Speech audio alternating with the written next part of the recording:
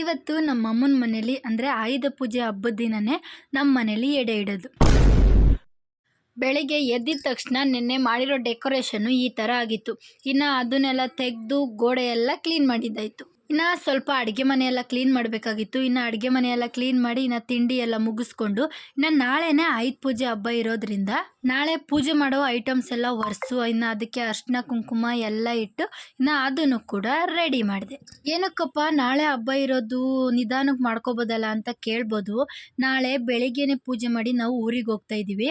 ಅದಕ್ಕೇನೆ ಇವತ್ತೇನೆ ಎಲ್ಲ ಕೆಲಸ ಮುಗಿಸ್ಕೊಂಡು ಬೆಳಿಗ್ಗೆನೆ 4 ಗಂಟೆಗೆ ಎದ್ದು ನಮ್ಮ ಮನೆಯೆಲ್ಲ ಒರೆಸ್ಕೊಂಡು ಇನ್ನು ಈಚೆಗಡೆನೂ ಕೂಡ ಒರೆಸಿ ರಂಗೋಲಿ ಎಲ್ಲ ಬಿಟ್ಕೊಂಡಿದ್ದಾಯಿತು. ನಾನು ಕೂಡ ಈ ಥರ ರೆಡಿ ಆದಮೇಲೆ ಇನ್ನು ಪೂಜೆ ಮಾಡ್ಕೊಬಿಡೋಣ ಅಂದ್ಬಿಟ್ಟು ಪೂಜೆ ಎಲ್ಲ ಮುಗಿಸ್ಕೊಂಡು ಇನ್ನು ನೆನ್ನೆ ಒರೆಸಿಟ್ಟಿರೋ ಐಟಮ್ಸ್ ಕೂಡ ಪೂಜೆ ಎಲ್ಲ ಮುಗಿಸ್ದೆ. ಮನೆ ಒಳಗಡೆ ಪೂಜೆ ಕೂಡ ಮುಗಿಸಿದ್ದಾಯಿತು. ಇನ್ನು ಗಾಡಿಗಳಿಗೆ ಪೂಜೆ ಮಾಡಬೇಕಲ್ವ, ಇನ್ನು ಅದಕ್ಕೆ ಬೇಕಾಗಿರೋ ಪೂಜೆ ಸಾಮಾನೆಲ್ಲ ತೊಗೊಂಡು ಕೆಳಗಡೆ ಬಂದು ಗಾಡಿಗೆಲ್ಲ ಹೂವು ಎಲ್ಲ ಮುಡಿಸಿದ್ದಾಯಿತು. ಇನ್ನು ಅದಕ್ಕೂ ಕೂಡ ಪೂಜೆ ಕೂಡ ಮುಗಿಸ್ತು. ಪೂಜೆ ಎಲ್ಲ ಮುಗಿಸಿ ಮನೇಲಿ ಸ್ವಲ್ಪ ಹೊತ್ತು ಕೂತಿದ್ದು ಗಾಡಿಗೆಲ್ಲ ಐಟಮ್ಸ್ ಎಲ್ಲ ಇಟ್ಕೊಂಡು ನಾವು ಹೊರಟ್ವಿ ಊರ ಕಡೆಗೆ. ನಾವಂತೂ ಯಾವುದೇ ಹಬ್ಬ ಬಂದರೂ ಊರಿಗೆ ಹೋಗೋದಂತೂ ಮಿಸ್ ಮಾಡಲ್ಲ. ಯಾವ ಹಬ್ಬದಲ್ಲಾದರೂ ನಾವು ಹಬ್ಬ ಎಲ್ಲನೂ ಊರಲ್ಲೇ ಮಾಡೋದು. ಊರಿಗೇನೋ ಬಂದು ಮನೆಗೆ ಹೋಗೋ ಮೊದಲು ನಮ್ಮ ಮನೆ ದೇವರಿಗೆ ಪೂಜೆ ಮಾಡಿಸ್ಕೊಂಡು ಹೋಗೋಣ ಅಂದ್ಬಿಟ್ಟು ಕೊಮೆರಳ್ಳಿ ಹತ್ರ ಇರೋ ಏಳೂರಮ್ಮ ದೇವಸ್ಥಾನಕ್ಕೆ ಬಂದ್ವಿ. ಇನ್ನು ದೇವಸ್ಥಾನಕ್ಕೆ ಬಂದು ಪೂಜೆ ಎಲ್ಲ ಮುಗಿಸ್ಕೊಂಡು ಮನೆ ಕಡೆ ಹೊರಟು.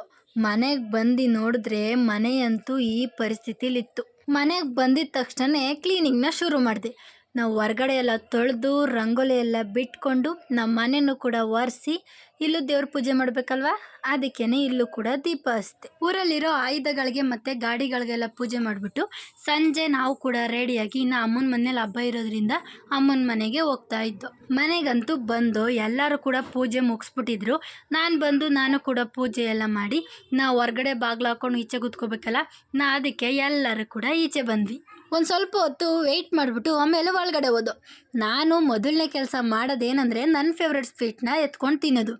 ಆದರೆ ನನ್ನ ಫೇವ್ರೆಟ್ ಸ್ವೀಟು ಸಿಗಲಿಲ್ಲ, ಅದಕ್ಕೆ ಇದನ್ನ ಎತ್ಕೊಂಡು ತಿಂದೆ. ಎಲ್ಲ ಮುಗಿದ್ಮೇಲೆ ನಮ್ದಿದ್ದೇ ಇರುತ್ತಲ್ಲ ಹರಟೆ, ಎಲ್ಲರೂ ಕೂತ್ಕೊಂಡು ಮಾತಾಡಿಕೊಂಡು ಹರಟೆ ಹೊಡಿತಾ ಕೂತಿದ್ದೋ.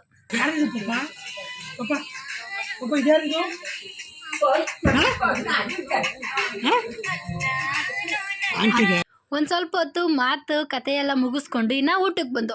ಊಟ ಅಂತೂ ಸಖತ್ತಾಗಿತ್ತು. ಊಟ ಎಲ್ಲ ಮುಗಿಸ್ಕೊಂಡು ಎಲ್ಲರಿಗೂ ಕೂಡ ಬಾಯ್ ಮಾಡಿ ನಾವು ಹೊರಟ್ವಿ ನಮ್ಮ ಮನೆ ಕಡೆ. ಹಬ್ಬದ ದಿನದ ಬ್ಲಾಗ್ ಇದಾಗಿತ್ತು. ನಿಮ್ಗೇನಾರ ಈ ಬ್ಲಾಗ್ ಇಷ್ಟ ಲೈಕ್ ಆ್ಯಂಡ್ ಶೇರ್ ಮಾಡಿ. ಹಾಗೆ ನನ್ನ ಅಕೌಂಟ್ನ ಫಾಲೋ ಮಾಡ್ಕೊಳ್ಳೋದು ಮಾತ್ರ ಮರಿಬೇಡಿ. ಸಿಗುವ ಮತ್ತೆ.